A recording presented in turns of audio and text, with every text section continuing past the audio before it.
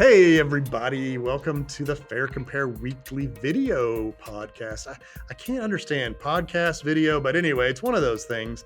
And I would think, I want to thank everybody for tuning us in and watching. There's some great questions that are asked by a few particular visitors to the site, as well as a variety of blog posts that we put out there. And joining me to chat about that is our editor from the site at FareCompare.com, Ann McDermott. Hey, Ann.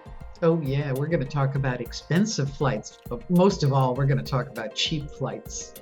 Cheap flights, news topics, and hey, a couple of questions about a couple of my, at least a couple on my bucket list. I haven't actually been to New Zealand yet, and to talk about a little bit about the Galapagos as well. So why don't we get started? Hey, Rick, it's not just the airfares going up. Frontier has already announced that they will be raising their bag fees by about $5 during the holiday period. What a surprise. And this is something that Spirit almost always does every year. So that's something else to look forward to. Yeah, I mean, it makes sense that for the airlines, their planes are going to be completely full, no empty middle seats. Demand is way higher than, that their capacity that they have. So why not jack up not only some of these fees, but also airline tickets, especially for the most convenient flights. I noticed in our article on the site, we did a little shopping, and the $5 rule is already starting to kick in. Yeah. on October 5th, 4th to 5th on a couple examples there. So, look, it's going to be expensive. I mean, there are really no good deals around Thanksgiving. There's what I like to call better bad deals around that time. And, the way to get around it is basically to fly when nobody else is flying. Well, since everybody's flying, that's difficult to do. Good luck with that. There are some days and times where it's a little bit better to do that. Certainly, as we've noted in previous Thanksgiving years, the day of Thanksgiving is absolutely cheaper. I know this for a fact. If you're flying under a couple hours on the morning of Thanksgiving, which we do with our father-in-law every year, he comes up. And there's nobody on the planes. He loves it. He's in his early 80s, just loves the fact that he doesn't have to deal with the crowds. And it's actually not very expensive. So, the two busiest days, and as noted by the Department of Transportation several times, are the Wednesday before and the Sunday after. And remember, when they do have these huge throngs of crowds, TSA has to ramp up staff, for example. Sometimes they do a good job at some airports. Sometimes they don't do a good job at some airports. It means longer lines for sure. But what I find fascinating is you've talked about how, somebody, if they're on the ball, they can save like roughly on average about $100 right now on their Thanksgiving fare. And it's really got everything to do with timing. Yeah, just buying it right now. I mean, it's just going to continue to go up for about $5 each day. And pick the right days. The Monday, Tuesday before, and the Thursday are the cheapest. Thursday being the absolute cheapest if you're returning. The Tuesday after, then the Monday after, then the Saturday after, and then of course the most expensive day to return is Sunday. So if you can avoid those days, even on half your trip, you'll get half that benefit, and you'll save at least $100. Now, I would also note too that connecting flights are going to be way cheaper around Thanksgiving than nonstops. People have been plucking up all the nonstops, driving up the price of those nonstops. So you're just going to have to sacrifice some convenience, especially if your flight's over a couple hours. And you really should get a move on. I mean, I've seen cross-country flights that are already, way up in the $700 range. I mean, close to 800, and they may be at 800 now. Yeah, and especially if you're, going from cold to warm, like in the Caribbean, it's been going up. I know, I've eaten my own medicine here. I bought my tickets probably a little over a month and a half ago. So knowing it was go up. And I actually, before we did the video podcast, I went to see what I paid for them and what they are now. And they're about $160 more than what I paid for them originally. I've got to get some Christmas fares. And I feel, even though we really haven't started talking about Christmas yet, I feel I better get a move on. Yeah. So here's sort of the bottom line on this. If you do not want to get hit by grandmother's rolling pin because you can't afford to make it to her house for Thanksgiving dinner, you better get out there and start shopping right now. Okay. Now let's, as long as we're talking about expensive stuff, let's talk about first class for a minute. there's some interesting observations being reported in the Wall Street Journal about how some first class is not the same as other first class. And I bet you've run into that from time to time. Yeah, there's a difference between first class and business class, right? So if you break it up between domestic, first class is really a business class domestically, except there are some quote unquote first class cabins on some long haul flights between the coasts. Because we're based here in Dallas, I don't get a chance to partake on those flights very often. But when you're flying over an ocean, whether it's the Pacific or the Atlantic, not all first class is created equal. In fact, many first class cabins just don't exist anymore. It's almost all business class at the moment, and the cost of these things can be, well, as noted in the Wall Street Journal, it's pretty expensive. Well, yeah, it's very expensive. Like I was pricing out some fares that might be normally about $400 across country, and they were, like 2,500 to 5,000. It was Yeah, nuts, but it might be worth it. But I know a lot of people use their miles. That's what happened to a relative of mine, and she said she was flying across country. She said it was kind of an evening flight, so there was no like meal service. She said it just wasn't worth it. I have elite status on at least one airline, and I get upgraded into quote unquote first class domestically. And they still don't serve meals in all cases, and depending how long the flight is, in some cases they do. I think there's a break point of a couple hours or something. Remember, about half of all flights in the United States are on regional jets that don't even have a first class Yeah, cabin. So if you're connecting on those particular ones, this is really targeted at businesses, right? When the U.S. economy is flush and businesses are flush with cash, they can send their executives on these, uh, 5.5, 6 hour flights in business class. There's been a war going on for that quote unquote first class cabin between, JetBlue announcing a new cabin, which they hadn't had before. And then you have the three sort of legacy airlines with American, United, Delta also vying for some of that. Clearly there's some demand for those seats. And I'm sure many of these have corporate contracts that have discounts for those particular sections as well. yeah, But even recently, I had a friend of mine was really looking to buy a business class ticket to Europe, specifically to London Heathrow. And there just were not nice. any seats under about $6,000 to $7,000 for business Ooh, class. ooh, And so what you're seeing now is sort of this migration to the quote unquote premium economy seats, which are basically between business and coach, where you basically get sometimes a little bit bigger seat, more leg room, and the cost in that range is between 1,500 and 2,000 on some of those flights. First class isn't all it's cracked up to be anymore. Now, if you get a chance to fly first class or business class, in my case, on Singapore Airlines or Emirates or oh Qatar yeah, or a yeah. One variety of of those other ones, Middle Eastern airlines. now there you have a little bit of a difference. But I'll have to be honest. They haven't had first class to Hawaii. A lot of it's because they don't have a lot of first class to Hawaii that's inexpensive anymore. They used to have that a little Yeah. bit. And a lot of it has to do with a lot of those actually come from redemptions, and redemptions don't make airlines any money. I have always been intrigued by one of the Middle Eastern airlines has for first class, you get your own shower, you get your own butler. And Yeah. the thought just is, I mean, it just sounds so cool taking a shower 6 miles up in the air. On the other hand, how often have I really felt the need to have a shower on a plane? And I have to admit, not often. Yeah, I just got through reading a couple spy novels in the last few weeks, and a few of their planes had showers in them. But usually, that's only the James Bond crowd that gets to travel with a shower on their plane. I'll tell you one place where it might be useful is if you're on a really, really long flight, and if you go to Australia or New Zealand, which are countries I really want to go to. The only problem is It does involve quite the long flight. It's expensive, but you have that choice either, let it be part of your inheritance or fly first class. There you go. A better way to do this in many cases is to buy a round the world ticket in business class, for example. I've had several people that we've helped do that. In business class, around the world ticket, while it's expensive, you get to basically traverse the entire globe at a much cheaper price. And And you get can't to you sample multiple airlines as well.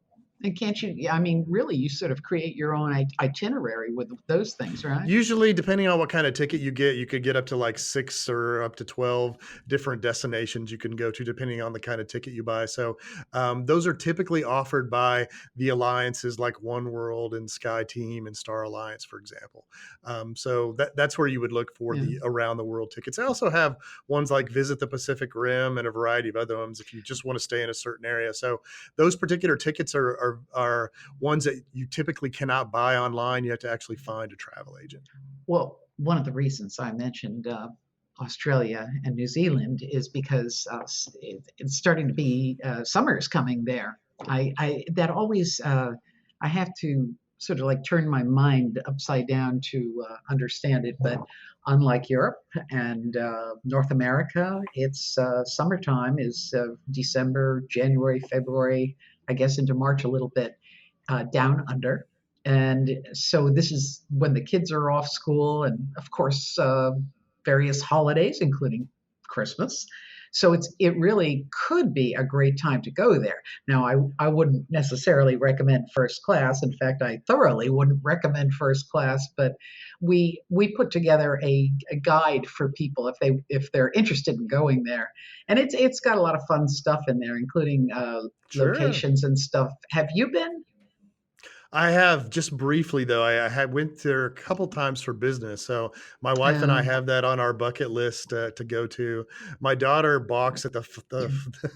at the thought of a 17 or 18-hour flight, so we're gonna wait till Well, she graduates soon. But no, but yeah, for business only. So I didn't get a chance to sample some of the beauty, and I haven't not been to New Zealand, only to Australia.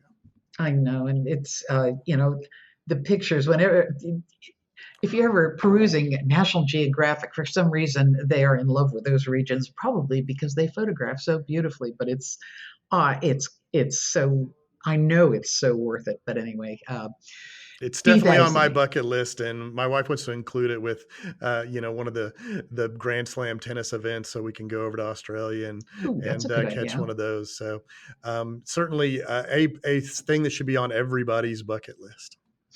We have some questions from viewers and site friends of FareCompare, I'll call them, including Sharon from Los Angeles. So here's a question, Rick, and I know you'll just whip out the perfect answer. Are travel packages cheaper than booking separately? She says at this point we're looking to tour a few cities in Europe and this coming spring. She says, any suggestions to get the best bang for our buck? Where to start? Where to end? Are some Sure. destinations cheaper than others? I know you know the answer to that Yeah, one. yeah, sure. Well, let's start off with the packages. Packages are really popular in places like Europe and Southeast Asia, Yeah, where people have 5 or 6 vacations a year. In the U.S., it's not quite as popular because people like to buy a la carte. So, in general, when you see a package that's when basically that the definition of a package is maybe it's air and hotel or air and car or air, hotel, and car all combined, yeah, or sometimes air and cruise, I guess sometimes is booked as a package. In general, airlines don't want to undercut their own pricing. So they're not going to offer something in a package if you could see it. It's not very transparent with the prices is. So it does give them a chance to discount. Now, yeah, what tends to happen in packages is the people that are selling the packages pre-negotiate the airfare. Typically, that rate is much cheaper than last minute travel, for example. that you would Okay. buy a la carte. But if you're buying early, which most people should do because that's when it's cheaper, typically the package air is not that much better of a deal than the actual a la carte air. So packages, in my opinion, are better at the last minute when you're looking for a last minute deal. In fact, one of the tips we've had before is if you're in an emergency and have to get somewhere, sometimes these last minute packages are way cheaper than that $1,200 last minute ticket, for example, because they pre-negotiated the airfare, back a while back. And in a situation like that, even if you don't need the hotel part of the package, if you're just like going home because of an emergency, just Exactly. do it. You and ditch the hotel. You Yeah, still get a package it with the cheaper cheapest. airfare. Package it with the cheapest hotel you can get, and you can still get the airfare as part of that. So that's certainly an option at the last minute. I guess the other point is making multiple hops in Europe. Now, if you're making multiple hops in Europe, there's this concept in airfare called a stopover. It's a special rule actually that's on an airfare.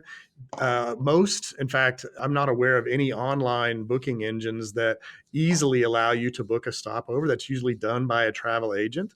But Hmm. stopovers in general, well, connections can be up to 4 hours in the United States and 24 hours if it's an international connection.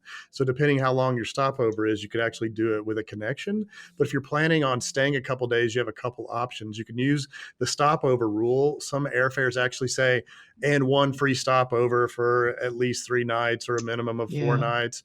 So that would be something you'd have to check with a travel agent that specializes that on.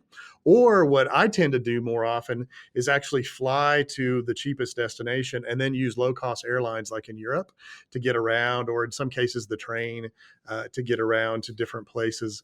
So you have like a base of operations where you're going to fly into Europe and then fly back home. And then you basically can sort of fan out using a low cost airline. Some of these low cost airlines have tickets that are, 10, 20 pounds Incredibly. or Yeah. 30 euros. EasyJet, Ryanair, those are a couple of them I Right. know. And you have to pack light if you're going to do something like that. As you well know, we've gone to Europe many times for a couple of weeks with only carry-on baggage. So if you're going to pack it, if you're going to bring your steamer trunk with you, Yeah. taking a Yeah. low-cost airline turns it into a high-cost airline because they charge by the kilogram for all that stuff. So just be Well, careful with doing something like that. So check out stopovers with agents that actually, they specialize in that. Or or if you're sort of like me and you pack light, it's much better to sort of create a base of operations. So you pick the cheapest destination. We talked about what the cheapest destinations were in Europe right now. Clearly, one of the ones that's popped on the radar the last couple of years is the Nordic countries. Denmark, Sweden, Norway, for example, are yeah. very inexpensive right now. You always have Ireland because of Aer Lingus and some of the cheaper flights that it's had there. We're going to see more of that into Ireland. We also have Germany and Spain on the list as well. Hmm. Even Switzerland more recently has become a little bit cheaper. Now, as I talk about these, I didn't mention the top three: London, Paris, and Rome. There's a reason you didn't mention them. because they're the most expensive, of course, especially London Heathrow, which has a plethora of extra fees on it, luxury taxes and whatnot on the ticket. So if Yeah. you're transiting through Heathrow, which many airlines do because it's the main jump off point. Um, Also, we see sometimes cheaper tickets into the Netherlands as well. KLM having some inexpensive tickets there. So those are your choices. But once you get into Europe, it's really easy to get around on low cost airlines. I have family all over the southern part of sort of the southeastern part of Germany and into Austria. Been there Hmm. many times. They don't even take the train anymore over there. They just hop on low cost airlines. It sounds good. Well, I think you've answered Sharon's question, but now Julianne from Encinitas has a question. She and her husband are planning to visit the Galapagos Islands.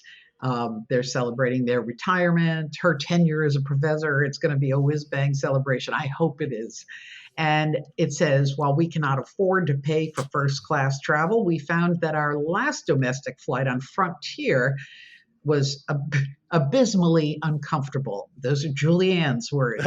And she says, we are wondering if there is one airline you could recommend for better economy seat comfort. And if you can, Rick, you're going to make $1 million because everybody's going to want to know the secret. Well, unfortunately, there's not a silver bullet for this particular question. No. As we all know, economy seats, if anything, have been hit with the incredible shrinking, right? Now, that ray has been turned on by many of the low cost airlines, and sometimes it shrinks the leg room, and some not. It's not. I completely understand. You're looking at 6 to 8 hour flights if you're going from the U.S. In those kind of cases, it's really uncomfortable at the back of the aircraft.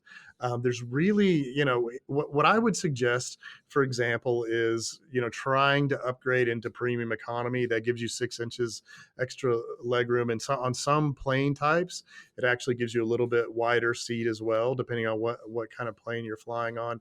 This is one of those things where being a hobbyist, like I am, really helps. There's sites out there to help you look at seats on certain airlines, which one to have the best seats on certain airlines. There's certainly places you can sit on an aircraft that are in economy, like bulkhead seats, if you can get them ahead of time, which is worth, by the way, paying the fee to confirm your seat Mhm. assignment. Achieving elite status also helps you get into those particular areas. I know a lot of people, that are retired no longer fly as much. It's hard to achieve elite status. Certainly, using your miles is also an option there, or using your miles to get an upgrade from coach, where you can actually get an upgrade from coach into either premium economy or business class, for example, is worthwhile. I've done this sort of dance with my wife too. One time we could only get upgraded 2 into business class, so I sat in coach while my daughter and wife sat in business class, No, and they I never. like the sound of that. Well, so we sort of trade off sometimes depending on who can upgrade and who can't upgrade. But somebody in this particular case, there's really not a silver bullet. Now, we do see sometimes some discounting that goes on at certain times of year, but usually people like to go to these places at the perfect weather time of the year, and Mm. airlines know exactly when the perfect weather is to places like the Galapagos, and certainly they raise prices for part of that. So again, what I would do is become a hobbyist, right? There's sites out there like Flyer Talk, there's seat sites like Seat Guru, for example. You can go out there, check out what the aircraft isn't. Is it a new aircraft? Does it have a premium economy section? For example, we used to, when I was flying to Europe, we would buy coach seats into Europe, but we knew the connection in Dulles on American Airlines had British Airways. You could go up the lounge and upgrade for a couple $100 into premium economy on your next flight out because it was a British Airways flight. So there's all sorts of hobbyist ways to get around it, Mm. but no simple ways in this particular case. And really, you're looking at 3 airlines that are doing most of the flying. I know there's a few low cost airlines that fly in that vicinity, but you're looking at American, United, and Delta that are going to have the most options, because many of the aircraft used for airlines like Frontier. Now Southwest is flying into Latin America and Caribbean. They basically are configured the same as they are for domestic flights. So that's a really long flight for domestic seats. I'll tell you one thing I notice is, everybody gets on a plane with one of those neck pillows around their I've around their never neck. tried that. I see people buying them at the Well, airport. They're like two for $10. I have tried it, and its charms totally elude me. But I keep thinking the way the seats are getting here, a little pillow to sit on might be so much more. Like the one you go to see the Eagles game with, right? Yeah, I mean something like that.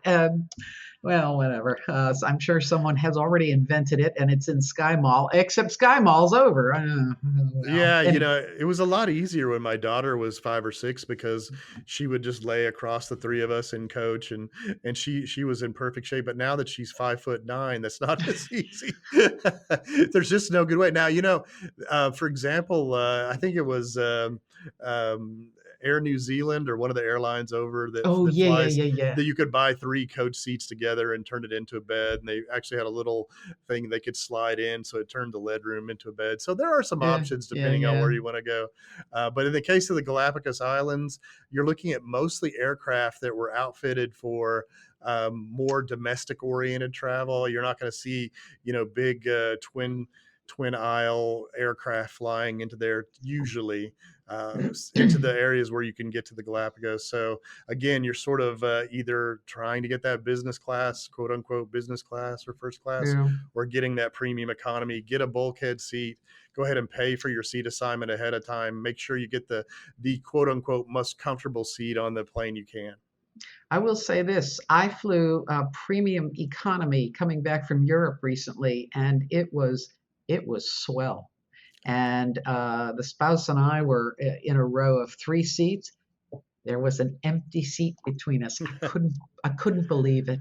Yeah, no, I can't believe that either because those planes are so packed. So, if you're going off season in some cases, certain times of year to the Galapagos, but that's not when you really want to go. You want to see it when it's in full flourish, Yeah, right? So, yeah. I think that's part of the problem is, the airlines know exactly when we want to go. But again, there's sort of, if you become a hobbyist, I guarantee you will get around some of the uncomfortability, but you have to be a hobbyist, dig in a little bit deeper. We're going to have some links on some of our articles to some of these things where you can dig in and hopefully get that more comfortable seat. And if you would like to read more about this or a whole bunch of other topics, I don't think Rick has ever not covered anything to do with airfare, flying, whatever. Come to farecompare.com, and we have oodles of blogs. You can follow us on Twitter. You can follow us on Facebook. You can just follow us uphill and down. You'll enjoy it. And you can also subscribe to these podcasts, our regular podcasts, our video podcasts. I mean, it's just crazy the amount of information we spew out left and right all day long. But seriously, there's a lot of good information, and Sure. we would love to have you come visit us on FareCompare.com, but mostly for the cheap flights because that's what we do. And Rick, I know you want to mention Adventurous, our new app. Yeah, no, everybody check out in the App Store a new app from Fair Compare called Adventurist. It's basically a mashup between events and how to get to those events cheaply. You can quickly Mhm. flick through a variety of events. Soon we're coming out with a new release that'll let you favorite them. Kind of a different way to shop for air travel based on some specialty events that occur. I think we're getting close to 100 events now. Hopefully, we're going to have several hundred by the time it's said and done. And I particularly like to fly to particular events. If you have that flight and you have that one sort of big event and then a bunch of side trips and other things to go around, really can make a trip. For example, I go to New York very often for the U.S. Tennis Open. Recently went to the Ryder Cup, and in fact, looking for tickets for next year's Ryder Cup in 2016. All sorts of events that are out there Yeah. that you can catch up on. So please download the app on either Google Play or on your iPhone from the App Store. Even if you're not planning on going anywhere, it's fun to look at. It's just really fun. Good looking, great pictures that has deals updated really every 10 minutes or so. You'll get a whole free, fresh set of deals from your particular Ooh, I destination. like So that. just give it a try and give us some feedback. Let us know. Thanks.